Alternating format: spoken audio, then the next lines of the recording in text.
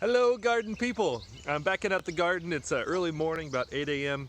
Woke up early this morning because I got a presentation I'm going to give later today, but I figured I'd stop by really quick in the garden and talk through a few volunteers. I was talking to Michael yesterday and he asked what plants come up naturally or come up from the year before. So there's a few that I want to show you today, and let's start here. So we're right next to this strawberry bed. Let me flip it around. So one of the limiting factors, I think, of plants that self-seed is the fact that I add so much compost year to year, but I don't add very much compost on top of these strawberries. And because of that, you can actually see more of one of my favorite plants, the dill. So this is dill coming up, and in the past years I have seeded. I haven't seeded any this year. You can see a little bit of grass coming up, so definitely a few weeds. So dill is definitely a great one, and I always try to leave several dill. Sometimes I'll actually transplant them into more pristine locations. So that's my first favorite. Now there's a little bit of my second favorite, which is lamb's quarters. Let me show you a better patch. So this is a little bit wild looking. You can see towards the bottom there's actually quite a bit of spinach that I planted. Some that I actually already harvested with my cut method, and it's starting to grow back. And when I harvested the spinach, I also harvested a lot of the lamb's quarters. So here's some of the lamb's quarters. And when it's about this stage or smaller, it's really good. It's sort of, I mean, meaty is a strange adjective to use for vegetables, but some of these leaves are really quite meaty. Granted, coming from a vegetarian, so take that as you will. But very filling, and it tastes a lot like spinach. Now, the advantage to lamb's quarters is that it is a weed, essentially, for most people. Granted, a weed's a cultural definition. It's any sort of plant you don't want in a place you don't want it. But it does come up naturally. I'm not sure exactly where it's from. I don't think it's from the United States originally. But it is an aggressive self-seeder. So I don't let all of them go to seed in the garden, but I do try to leave one or two big plants because by high summer they can be, 6 feet tall and 4 feet across.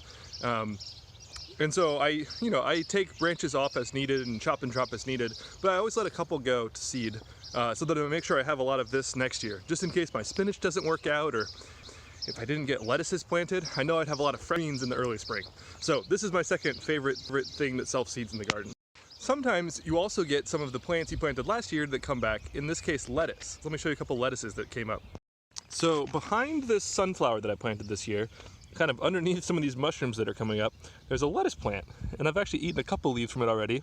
I don't know if it's an oak leaf or what I planted last year, but there's one here, and there's another one that I saw coming up over here next to that fat chicken poop.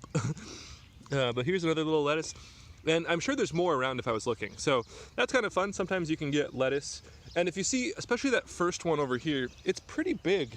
And I would say it's actually beyond the size of some of my other lettuces that I've planted this year. So if we look here, for example, these are some of the lettuces that I seeded out this spring. I think I was a bit early, and probably about half of them died to frost. But then again, maybe I overseeded, and having half of them is actually the right density. So it looks pretty good. It's coming in, but the plants are quite a bit smaller. I'll show you one other patch. This was planted about the same time as that other patch. And it looks, pretty good. It's definitely developing maturely. You can see the plants are kind of being shorter, presumably because it's still pretty cold, and it's going to get colder this week. You can see a lamb's quarters coming up right in the middle, so maybe I'll try to preferentially eat that one to leave some space for the spinach. But this is definitely one, or sorry, for the lettuce, but lettuce definitely is one you can find around the garden. That's a good one. In the future, as the garden gets more established, I hope there's more and more plants that have a better seed bed and will come up naturally. Now, one of those is the parsley. Let me show you the patch of parsley that came back from last.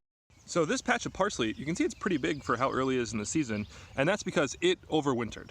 And it overwintered in very small amounts, but overwintered this little patch here, and I think it's a biannual crop. So hopefully it flowers this year and sets seed, and then I'll sprinkle that seed around the garden and hopefully get a perennialized self-seeding population of parsley in the garden, which would be good. And in that same way, there was one Swiss chard that overwintered, and that was kind of an interesting experiment because, well, an accidental experiment. See this beautiful, massive Swiss chard right here, way bigger than anything I planted this year, and it had kind of had leaves pushed over it. There was actually a whole bed of it in here, and mostly I pulled it up or chopped it down, but this one must have been covered but not killed, and so it's just coming back like crazy. And at this point, it'd still be good to eat. I think it will go to seed, so I'm kind of interested to see if it'll flower and given that there's no other Swiss chards that are probably going to flower this year, I'm not sure if it'll be viable seed, but I am interested to see what it looks like. So that's one that's kind of cool. And you can imagine in the same way that parsley will self-seed, I'm hoping that someday I could actually get Swiss chard that will self-seed in the garden. So those are a lot of the annual plants or biennial plants that self-seed in the garden that I've seen so far. There's obviously all the perennials that don't seed so much. Some of them spread by rhizomes or spread across the surface of the soil, but they'll come back year after year anyway. But those are the ones that, you know, let seed and then die and then come back, and they're pretty reliable in my garden. So kind of interesting to think of what you can get for free and with little work, especially with the right technique, not tilling every year. And I'm curious what would happen if I didn't add so much mulch, how that would affect the amount of seed coming back and what varieties of seed that would come back. But I thought I'd share that with you today and give a little morning update from the garden. So have a nice day.